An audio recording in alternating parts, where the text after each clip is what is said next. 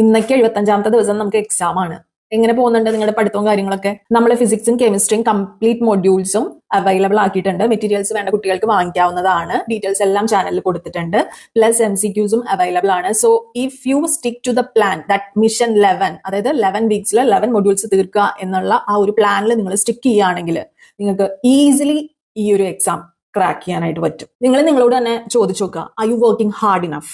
ഇതിലെ hard work എന്നുകൊണ്ട് നമ്മൾ ഉദ്ദേശിക്കുന്നത് കണ്ടന്റ് റിവൈസ് അഗൈൻ. നിങ്ങൾക്ക് ഗിവ് അപ്പ് ചെയ്യാനായിട്ട് തോന്നുമ്പോൾ, അങ്ങനെ ഒരു തോട്ട് നിങ്ങൾക്ക് വരുമ്പോൾ ജസ്റ്റ് ഒന്ന് ആലോചിച്ച് നോക്കുക, എന്തിനു വേണ്ടിയിട്ടാണ് നിങ്ങൾ ഇത് പഠിക്കാനായിട്ട് തീരുമാനിച്ചത് എന്നുള്ളത്.